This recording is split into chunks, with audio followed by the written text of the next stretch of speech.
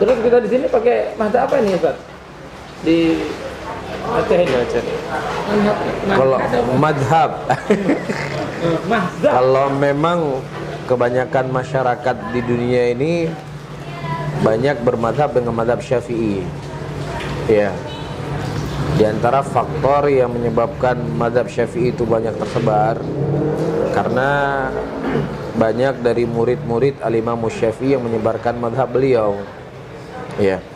Cuman kalau kita meneliti dan melihat dari kitab-kitabnya para ulama, terlebih kitab-kitab yang besar, madhab itu tidak hanya terikat pada 4 madhab saja sebenarnya.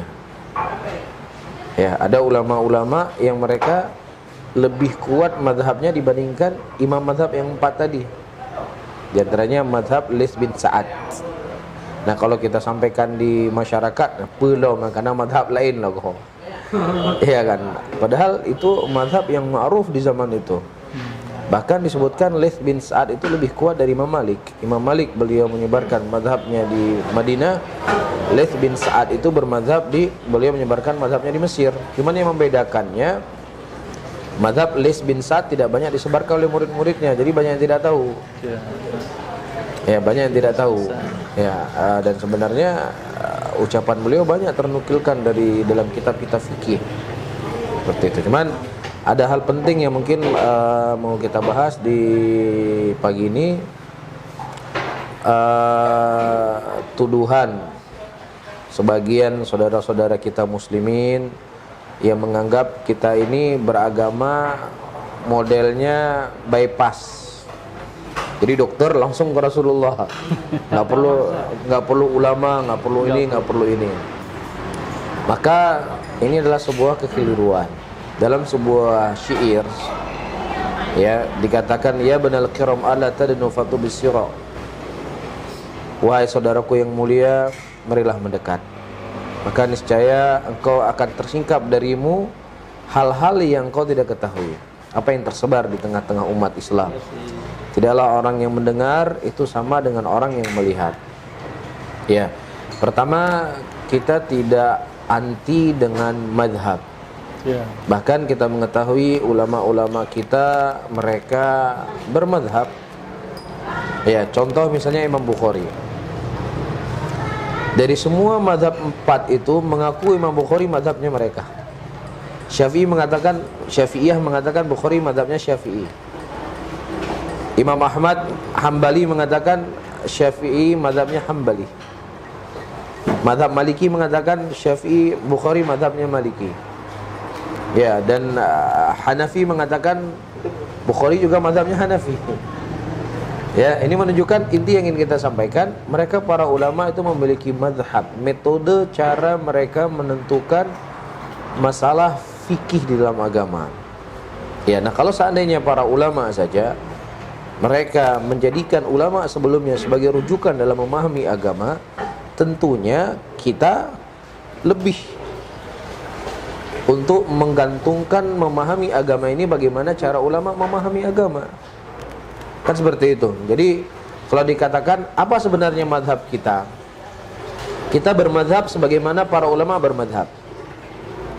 Ya, kita bermadhab sebagaimana ulama bermadhab. Apakah kita bermadhab Syafi'i, ataukah bermadhab Hambali, ataukah madhab yang lainnya. Tetapi metodenya sebagaimana para ulama bermadhab. Bagaimana metode para ulama bermadhab? Contoh, Al-Imam Nawawi adalah seorang ulama Syafi'iyah. Tidak ada yang mengingkari bahwasanya Nawawi ini adalah ulama Syafi'i. Ya, beliau memberikan pelajaran-pelajaran yang sangat berharga kepada kita di dalam kitab Syarah Sahih Muslim. Ya, kita bisa menyimpulkan pertama, seseorang silahkan dia bermadhab Syafi'i, tetapi dia tidak boleh menyesatkan siapa yang tidak bermadhab dengan madhab Syafi'i. Ini satu hal. Yang kedua, ya, ketika di sana datang dalil yang lebih kuat dari Al-Quran dan Sunnatin Nabi SAW, ya, maka ucapan Nabi itu harus lebih diambil dibandingkan apa yang ada dalam madhabnya. Jadi metode Al-Imam Nawawi, ya, dalam beberapa pembahasan Al-Imam Nawawi dalam Syarah Sahih Muslim, beliau sering mengatakan, dalam mazhab kami dalam masalah ini ada 3 pendapat. Pendapat pertama, pendapat kedua, pendapat yang ketiga. Tetapi terkadang tidak ada satupun dari pendapat Syafi'iyah yang diambil oleh Imam Nawawi. Beliau mengatakan yang benar dalam masalah ini adalah pendapat ini, karena ini sesuai dengan dalil begini, begini, dan begini. Begitu cara Imam Nawawi bermadzhab. Beliau tidak fanatik dengan apa yang ada dalam mazhab Syafi'iyah. Nah, ketika di sana datang dalil yang lebih kuat, beliau akan mengambil pendapat tersebut. Ya, dan ini pertama tidak bertentangan dengan Al-Quran dan Sunnah, dan juga tidak bertentangan dengan mazhab Syafi'i. Apa kata Imam Syafi'i? Ya, apabila hadis itu sahih, itulah mazhabku. Berarti Al-Imam Nawawi benar-benar bermazhab Syafi'i. Tapi kalau seandainya seseorang mengambil semua pendapat Al-Imam Syafi'i, yang terkadang ada di antara pendapat tersebut, ya, menyelisih daripada dalil yang kuat, dia tetap mengambil pendapat Syafi'i, apakah dia mendengar nasihat Imam Syafi'i? Dia tidak mendengar nasihat Imam Syafi'i. Tapi kalau dia mendengar pendapat Imam Syafi'i, dia tinggalkan pendapat Imam Syafi'i rahimahullah, dia ambil hadis Rasulullah SAW. Kan begitu? Iya, ini yang menjadi metode para ulama di dalam bermadhab yang kita baca dari kitab-kitab mereka. Cuman terkadang yang menjadi permasalahan, ya, orang-orang yang hari ini bermadzhab Syafi'iyah, terkadang mereka hanya membatasi dari beberapa referensi saja, ya, yang kemudian mereka jadikan itu sebagai standar sebuah kebenaran yang tidak ada kebenaran kecuali hanya itu saja. Kita di Ma'had, kita belajar matan Abi Suja. Itu kan kitab fikih Syafi'iyah yang paling mendasar. Saya setiap Rabu Kamis mengajar itu di Ma'had. Iya, dan memang metode yang beliau sebutkan dalam kitab beliau ini metode yang sangat sederhana. Ya, beliau hanya menyebutkan masail-masail tanpa menyebutkan dalil. Ya, dalam mazhab Syafi'iyah untuk memudahkan orang-orang belajar dari kalangan pemula.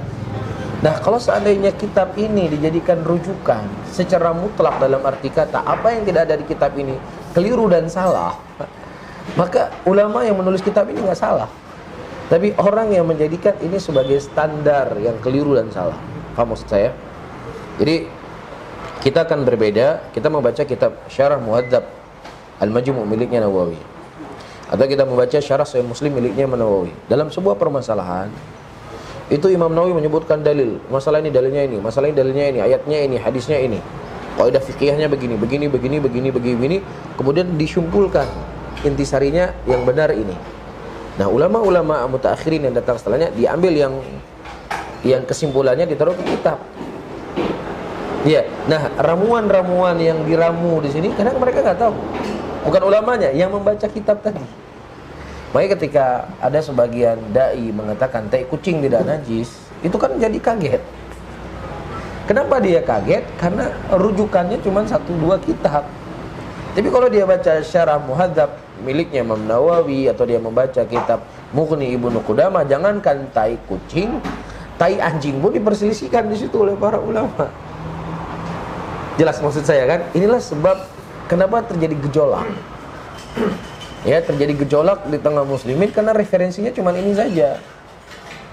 Ya, tapi coba dia membaca, wawasannya lebih luas. Ya, saya membaca kasus yang diperdebatkan hari ini, masalah ibu dan bapaknya Rasulullah.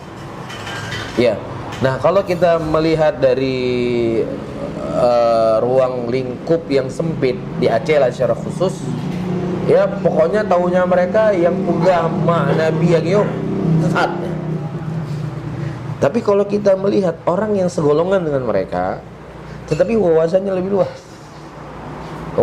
luas, ya, dia menjabarkan masalah ini terjadi persilangan pendapat di kalangan para ulama. Imam Nawawi berkata demikian. Suyuti berkata demikian. Tetapi saya lebih mengambil pendapatnya Suyuti. Ya, jadi mereka itu lebih luas karena apa? Referensinya lebih banyak. Itu jadi sebab. Paham maksud saya? Jadi Imam Nawawi jelas mengatakan dalam Syarah Sahih Muslim di mana ibu Rasulullah. Ya, dia nukilkan sama dia. Nah, orang-orang yang seperti kita berhadapan dengan sebagian orang, nggak ada pokoknya A. Nggak ada A1, A2, B, C, D, nggak ada. Jadi kan inilah yang membuat kita repot.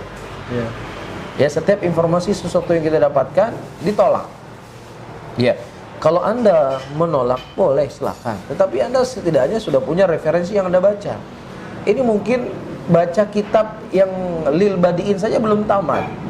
Gimana ente mau menyalahkan orang yang terkadang sudah membahas ini dalam kitab-kitab yang besar, ya Mughni Ibnu Qudamah dalam mazhab Hambali, kitab Syarh Muhadzab dalam mazhab Nawawi, dalam mazhab Syafi'i, ya kitab At-Tamhid dalam mazhab Maliki, Mushkilul Athar dalam mazhab Hanafi. Ini kan terjabarkan apa saja. Ya, jadi kadang-kadang sesuatu yang kita tidak tahu bukan berarti itu nggak ada, kan begitu. Ini yang repot dokter. Ya, sesuatu yang nggak tahunya hana berarti. Sesuatu yang nggak tahu itu sesat. Nah, ini repot. Apalagi terkadang mohon maaf, guru yang dia punya hanya punya referensi 1-2 kitab. Jadi repot kita.